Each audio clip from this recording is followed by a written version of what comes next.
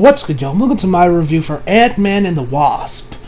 I gotta say, this movie, oh my god, this movie was fucking phenomenal. It isn't one of the greatest MCU movies, like I said in my Avengers 4 video. Like, I did not expect this movie to be, like, on the level of, say, Black Panther, Infinity War, and other MCU movies I fucking love. I said this to be, like, you know, a good, like, you know, self-contained adventure between Ant-Man and the Wasp, and that also probably would explain some stuff for Avengers Infinity War, and then probably give us some details that could lead up to Avengers 4.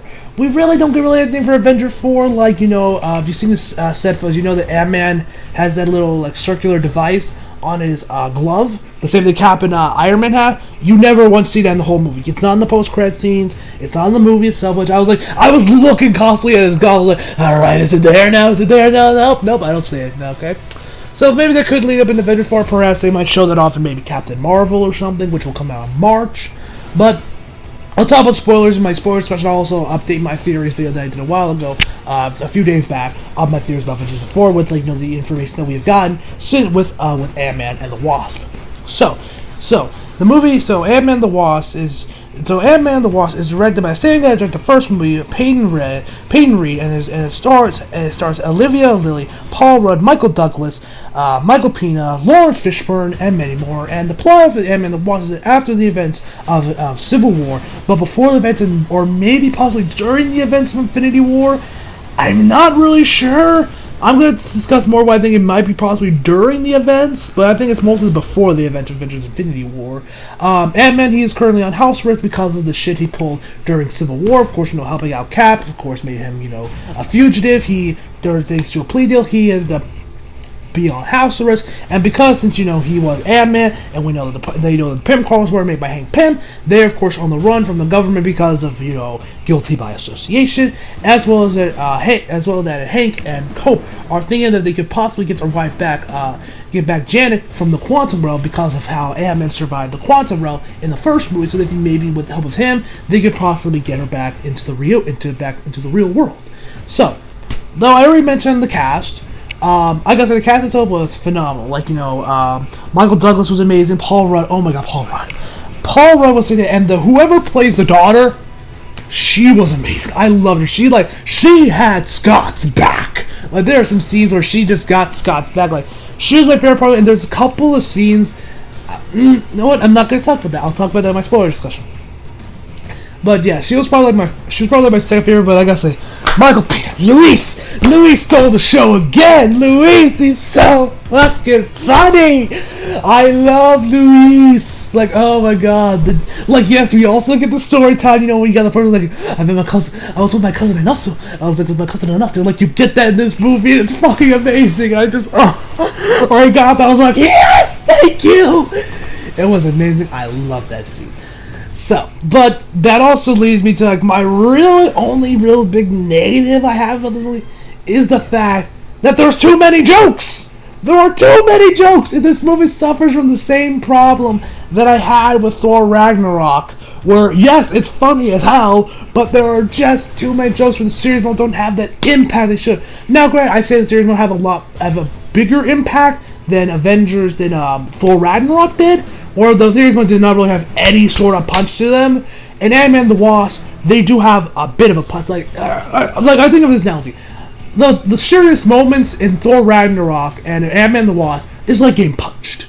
In Thor Ragnarok, it's like getting a left tap. It's like getting, like, you know, punched by, like, I don't know, a 10-year-old. Where you're like, where it doesn't really feel where it doesn't feel like anything. You don't really get no knockback, no nothing. You really just kind of just stand in place. Well, in Ant-Man and the Wasp, the series mode is like getting punched by Hank Pym. Now, I don't mean like what he did to Janet back in the comics. That was very comfortable. I mean the first Ant-Man, where you're shocked how hard it actually does hit you, but it's not like it's gonna knock you out. Like, say, in Avengers Infinity War, the serious moments where you feel like you're getting punched by, like, Star Platinum or something. So yeah, that's like my main problem I definitely did have is that there were way too many jokes. Well, they all landed and they were all funny. I was laughing, but I was like, after a while, I'm just like, can you come on now? Like, there are certain moments, like Infinity War really made it where they had, like, you know, like when Thanos was, like, you know, taking Thor's head, and it was like, you know, talking about, like, you know, dread it, run from it, destiny arises, and Thor says, you talk too much.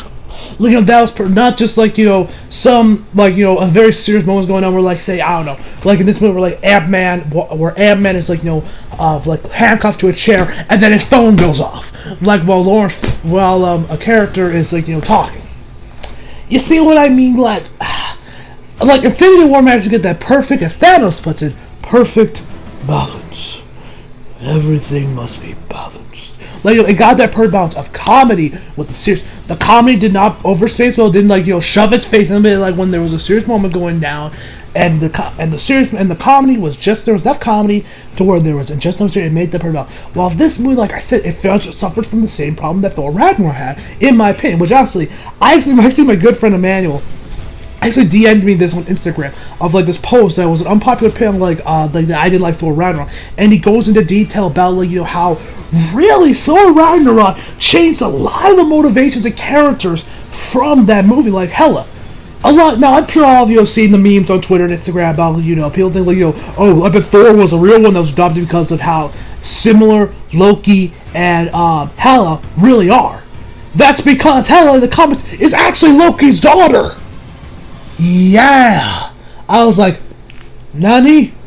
I was shocked by that. And Korg was he wasn't as funny. He wasn't the comic relief character as he was in Thor. Right? He was definitely very serious when he was in the Planet Hulk storyline, and he was piss off, Ghost. He was a lot more serious about that. He was not like that in the Planet Hulk storyline from that post I remember, which I saw was oh well. And I definitely agree with that a lot. But while I still love Thor Ragnarok, it's still one of my personal favorite MCU movies. I could definitely understand if one of y'all came up to me and said I hated Thor Ragnarok, knowing that post, I can be oh, okay, yeah, I understand. Because if you told me you hate Thor Ragnarok before I got I would have looked at you like you were crazy because Thor Ragnarok is fucking amazing. But I can understand if you were someone that definitely did grow up with these characters, you were a big fan of the Planet Hulk storyline, and you just kind of saw how really Taika Waititi kind of almost, I wouldn't say necessarily shitted on these characters, because it isn't because it's not like Batman and Robin bad with the Bat credit card. But I can definitely say, I can definitely say someone said I didn't like because they didn't do Hela and Korg justice, which I understand. But like I said, that was my biggest problem I have with that Ant-Man and the Wasp. Now there are some other problems that people did have with me, which I'll talk about in my source and my spoiler discussion of this video, because I don't want because there are major spoilers and I don't want to spoil y'all. At least not yet.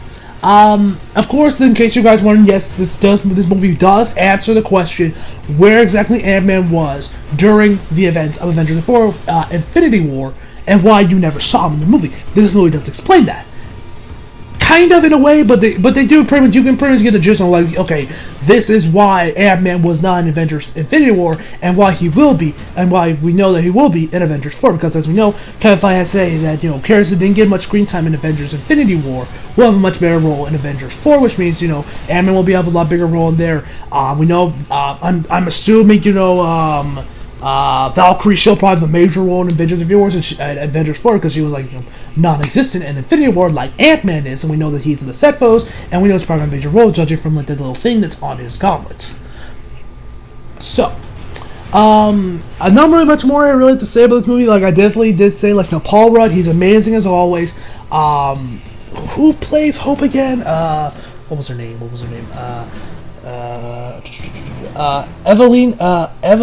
Evelina Lilly, I probably said her name wrong.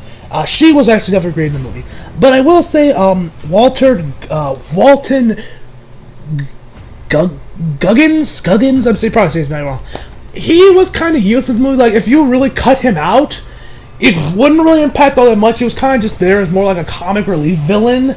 Spider-Man 4 looked like they were going to do that with, I think Mysterio, they were going to make him a comic relief kind of villain. Or maybe not, or maybe the Shocker. They kind of treat the Shocker as a comic relief villain, in all honesty, in Spider-Man.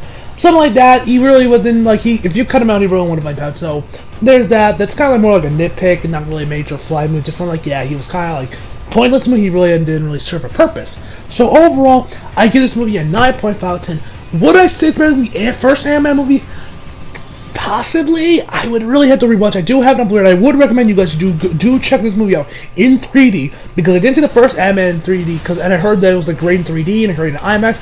I didn't see the movie in IMAX. I did see it in 3D, and the 3D is really damn good, especially when they shrink down with the pin particles.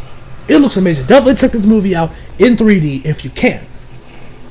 And I already know this movie's not gonna and I doubt this movie's gonna crack $1 billion. I know it's not gonna crack $1 billion. Like Black Panther and Infinity War, those like Infinity War was on $2 billion. I wouldn't be surprised that ends up topping Star Wars: The Force Awakens, the highest grossing movie of all time. So I wouldn't be surprised at that, but I don't expect this to be like Black Panther when it cracks like $1 billion. I don't expect this. This movie will probably $5 box office. We'll probably reach around the round of 700, 500, 700, $1 million around that range. I also expect to hit $1 billion. Now this is where we get into the spoiler section. So if you guys have not seen the movie and you don't want to get spoiled, click off now. If you are still here, let's begin on my review, or my spoiler section.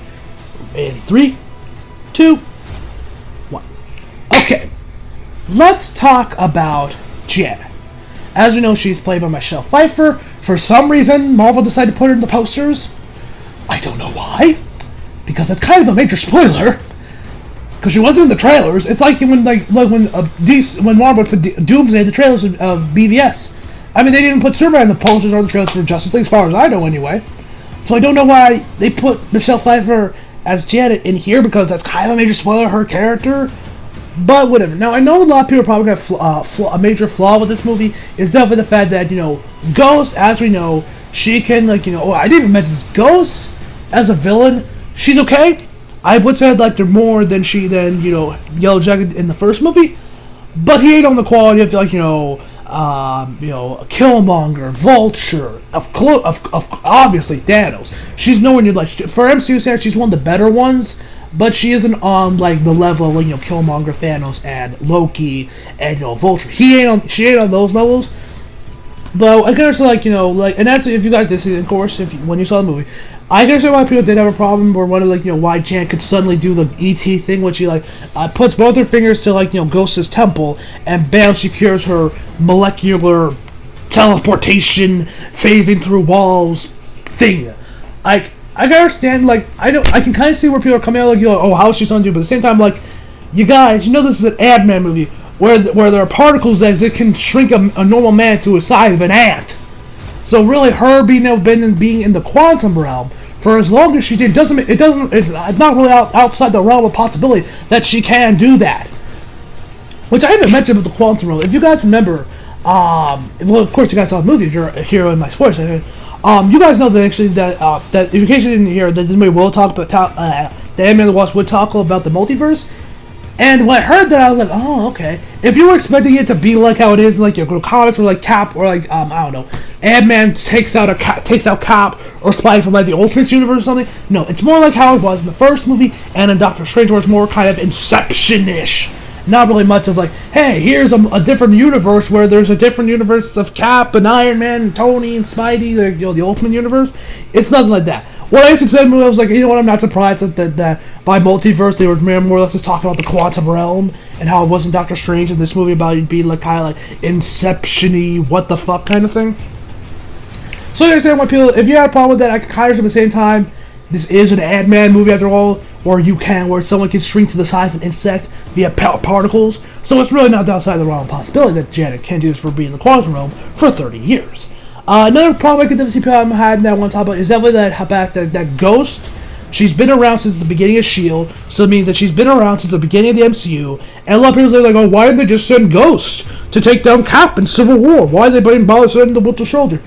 To that I can understand, but at the same time, Marvel could easily, I guess, explain by saying, oh yeah, she was in a different country while the events of Civil War, or not Civil War, the Winter Soldier were occurring, to why she wasn't, why they didn't just send her out, because she was busy doing some other top secret shit.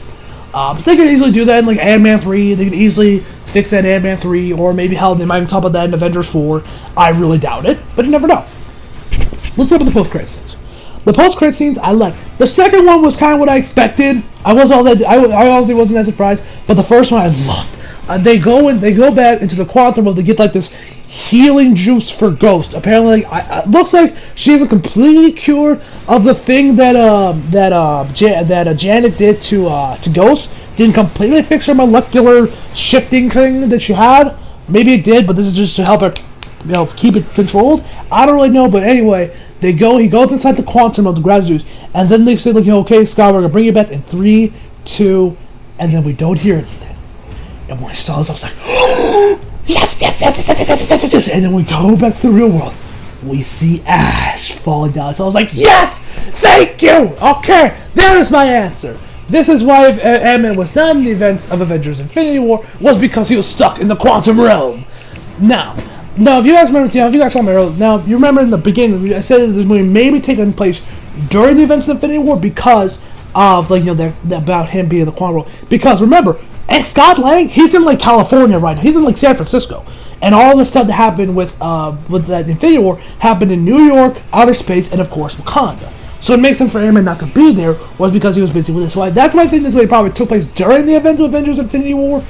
Maybe the first half, maybe for like the movie itself was before Infinity War, but I feel like the post-credits scene was during the events of Avengers 4 because, of course, Scott, Janet, and Hope all disappear into Ash. Which definitely, and like, throughout the movie, Scott's daughter constantly keeps talking, about her wanting to be his partner. And as I said in my Avengers 4 theories video, I said that that I heard rumors about they're recasting her to be like around the age of 14, 16 or something, all those, so that because in the comics she had her own version of the Pym particles. She had her own suit, which leads me to believe that Ant-Man, once he gets out of the quantum realm in Avengers 4, he'll get the little time thingies that will deal with time travel or going through dimensions or whatever those contraptions are that are on their hands are. They'll probably also have, they'll also have Scott's daughter. She'll probably be the new Wasp for that movie, helping out Scott. Will take down Thanos. That's like a new theory I've come up with. Like, after seeing, okay, now this, and this. So yeah, I am looking forward. So I'm definitely curious if they're actually gonna go through that in Avengers 4. I feel like they might because Scott's daughter was constantly talking about a lot of the movie about her wanting to be his partner. So I really think that's probably what they're going to end up doing in Avengers 4. They'll give her the Pym particles after probably some convincing, because she'll probably end up probably taking a bit. It'll probably take a while for Scott to finally accept his daughter taking the Pym particles and being a new Wasp, just like it took Hank a long time for him to finally let Hope get the Wasp suit at the end of Ant-Man at the end of Ant-Man 1. So that's kind of my little new theories I have. Yeah, that's about pretty much. Lawrence Fishburne. I didn't even mention about Lawrence Fishburne. I really dig Lawrence Fishburne in the movie. I remember Con Class 2 actually called that he was going to be the main villain or something. In when the posters dropped, the character posters, where each character got their own individual poster. And I remember him calling it that, and I was like, you were right. Because now, granted, Lawrence Fishburne isn't really the villain, because he really doesn't do anything really villainy. Because throughout the movie, he tells Ghost no, you can't do this, you can't do that. Well, when they lose the lab, and when they lose the lab. She Ghost okay, let me go get Scott's daughter, and Lawrence Fishburne's no. I will not keep helping you if you do that shit. And he also does the same thing when they're about to extract the quantum realm juices out of Janet. They don't. Lawrence Fishburne stops her, tries to stop her. So I wouldn't really say he's a villain, but he wouldn't necessarily call him a hero. So I guess comic books cost 2 was kind of 50-50 on that one. But yeah, that's all I really got to say about Ant-Man the Wasp. Overall, I love this movie. It was about as good as I expected it to be. It wasn't like Black Panther or Infinity War, where I was like, oh my god, this movie's is better than I imagined it to be.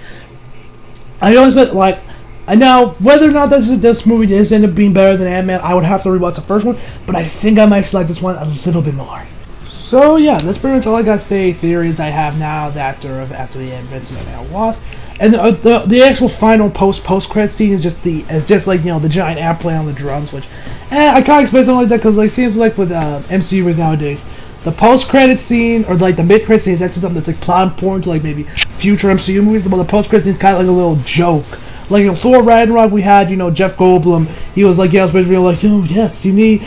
for revolution to work, you need someone to overthrow. Yay us! Let's call it a tie. And this movie got the Ant play on the drum. So yeah. Also, guys, check out Mike's. He actually just started his channel. He uploaded a video about why Miles is more important than you think. It's pretty much him talking about Miles, what Miles' possible role could be, inspired piece. Four times really just talk about Miles in general. I really did the video, so yeah, I'm done saying. He actually DM'd me on Twitter. He's DM'd me on Twitter a couple extra times. Really did the video, so yeah, if you guys are interested, check him out, send him a sub, drop him some likes, tell him I sent you. And yeah, that's really all I gotta say. Now, if y'all will excuse me, I will return to deep thought about Avengers 4 while I wait for the movie to come out. Or I guess they'll cut the Marvel videos and then I really know what I expect.